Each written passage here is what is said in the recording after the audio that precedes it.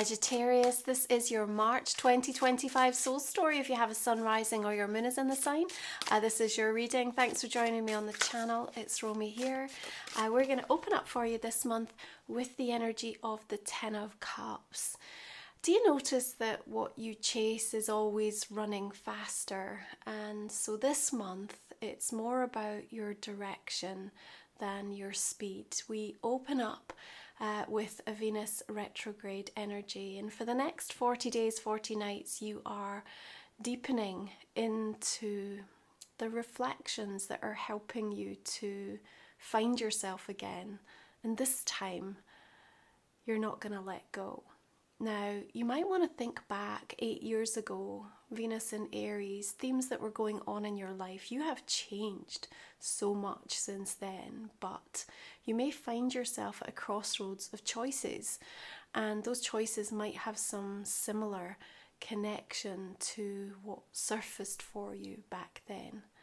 You're getting to know parts of yourself on a much deeper level, and there is a restlessness and there's a desire for forward movement, and that's certainly going to happen, but at the same time it feels like there's some sort of relevance of considering something from the past or from where you've been. I think just helping to ensure actually that one, you're not carrying baggage with you, but that also, you, I guess, allow yourself to ensure that, the next steps that you take are really actually what you want. The Ten of Cups is highlighting, the question, and it's an important one. What is it that I'm really looking for at this moment? And I think March is set to, bring that into the spotlight in a pretty big way. Now, we have power surge energy going on this month because not only do we have Venus and Mercury retrograde from the 14th, we've also got eclipse season. And it may feel at times that there's almost this sort of Pandora's box getting opened. You're not quite sure. And sometimes divine orchestration or events can feel like you're the only one that didn't get the memo. But you still have to keep moving forward. And I suppose the word that I want to give you, Sagittarius, for March is going to be adapt. What does adapt mean? To adjust to new conditions. And, everything in life has to do that constantly, whether it's the flowers or the plants or, how we move through our life. And it may be that this energy of the King of Swords is impacting and influencing the thing that you want, the thing that you desire, to such a degree that there needs to be some consideration on your part on what might need to be adjusted, how you might have to be a bit flexible or to adapt to things.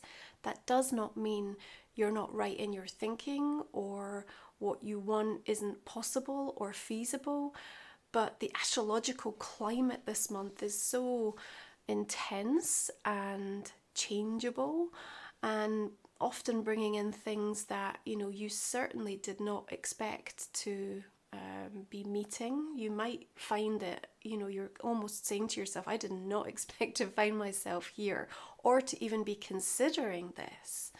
So I think there's also a realization that you're going to need some practical strategies, if you like, and plans, but you're also going to have a deep trust in terms of the way that things are happening, because again, it might not make initial sense and it might feel quite challenging at times to be dealing with things that were perhaps so unexpected at this exact moment.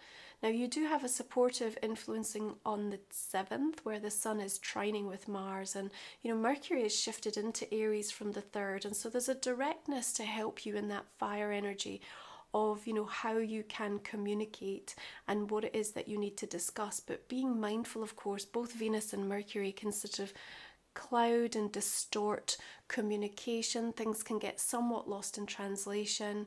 We can feel like we're covering old ground, or somebody is bringing back to the table old patterns and old things, and there can be a frustration level with regards to that.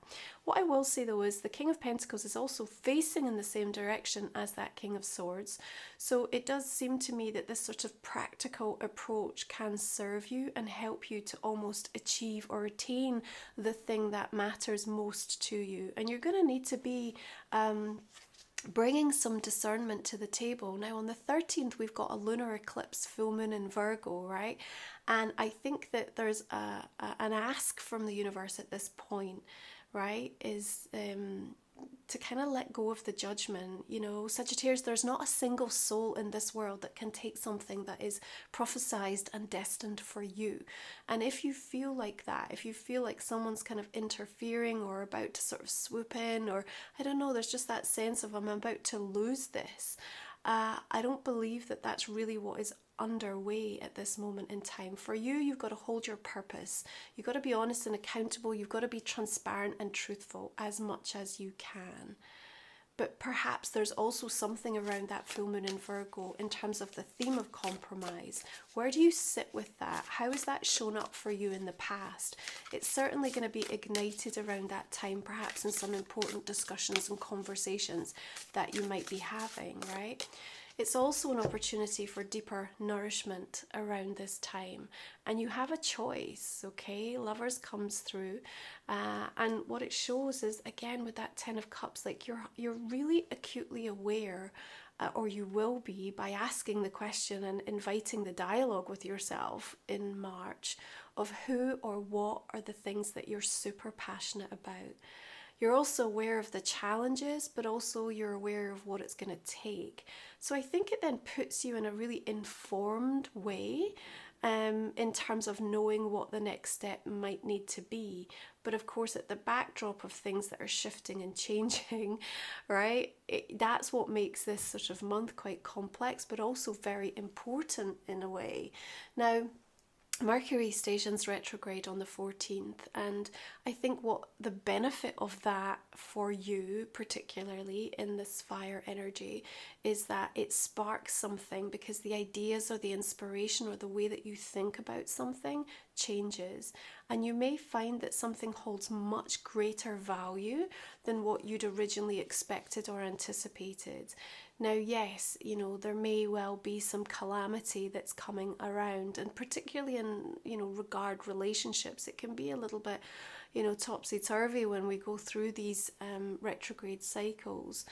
Nonetheless, remember that what they also do, just like kind of bringing like jewels onto the shoreline, it's just like let the waves bring things into you. When you don't force anything, it's just like almost miraculously like really helpful, really useful, really interesting things can just kind of pop up, not only in our conscious awareness, but in our life. People can come up and almost be the answer, exactly what we needed at exactly the right time. And I think this is a thing to remember, right? You're not late, you're not early, you're right on time every time. And again, it's another thing that I want you to be focused upon, as well as being in this state of being adaptable in the month of March, right? Not chasing, but very focused on the direction that you want to take. All of these things are going to make a huge impact in terms of how you receive the energy of March. Now, we do have the asteroid goddess Juno, who's been in your sign, now shifting retrograde. So again, something else that's inviting a renegotiation or a consideration of terms, whether that be something legal, you know, formal or informal in a commitment, and of course those closer relationships in your world also all under review. Now, you've got the Six of Swords here. I like that she's holding the sword with clarity. She's got the stones behind her, which remind me that we're coming into Equinox as well. So the 19th and the 20th feel really significant for you in terms of being able to see some progress and movement in a direction that you have set, right? But keeping in mind that word compromise that I talked about, okay? And if you know that what is meant for you is not disappearing or going to get picked up or taken or stolen by anyone else, then I think it can give you a little bit more confidence in and around that sort of period mid-March to maybe be a little bit more at peace or grounded in terms of the timing of things or what needs to happen, or even what you might need to give or, you know, to sort of be open to around that sort of time. This is a rite of passage, and remember, any test that you ever receive spiritually, you know, is only ever connected to lessons that you've been through, right? So it's learning that you've already been working on, situations and experiences that already have come up time and time again for you. So if you're feeling particularly tested in an area through the course of March, just remind that to yourself. Okay, this is your opportunity to demonstrate I get it. Yeah, I've evolved. I'm embodying the change. I can do this. And it's almost like the minute that happens, like the tension can drop and things can dissolve really quickly. So then what initially felt like a mountain ahead of you, all of a sudden just dissolves and there's a flat, clear road ahead. So you can sort of alchemize and transmute the energy in a really significant way in this month of March. And this is the power surge that can be supportive with these eclipses as they show up. So we've got another 6 coming in, 6 of Pentacles this time. And of course, we've got this solar eclipse, new moon in Aries arriving on the 29th. And there's something around that time about you being able to be very generative in situations that can sort of bring about more balance for you. Now, remember what I said about compromise. Sometimes we have to give a little, but that we end up getting more as a result of it. So again, it's perhaps just a little test that you get from the universe to almost sort of make you reflect on your own relationship to abundance and manifestation. Remember, I've said this is a masterclass year for you in terms of your own manifesting. So there's some kind of upside that can come in around that time, and I think it remembers you, like why you want something the way that you do, or why you want it so bad, or why it matters so much to you. Your why really comes into focus around the end of the month, and then there's a restlessness and a sort of push to want to get things moving. Now, both Venus and Mercury will then have shifted out of Aries into Pisces by the end of the month as well. So there's a little difference of tone in terms of the reflection that you're having. Something feels a little bit more heartfelt, a little bit more emotive.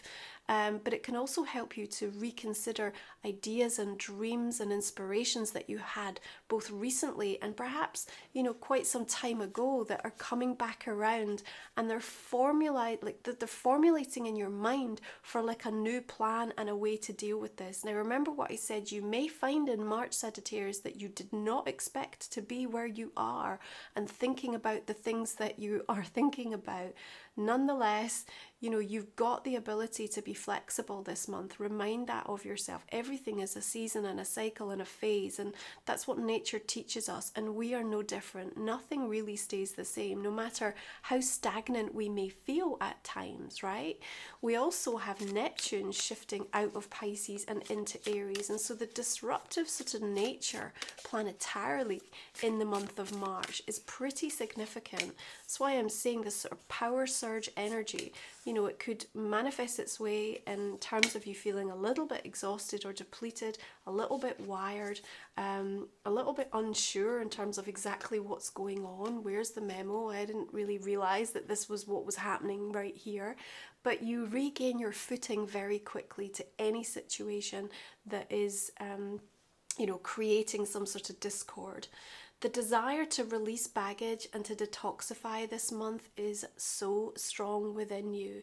It's timely, and it's timely for you to feel that sense of lightness. You're bringing a mastery to the table. The kings here are sort of demanding of you in that way. It's almost like step up, you know, own it, be that person that can take charge and be accountable and direct and express yourself in a way that really is really reflective, I think, of the growth that's taken place for you. Now, I think that you can have some sort of support in the wings, but you're also the one that needs to take the action, okay? So don't be afraid to call in the people or the ones that you know are going to be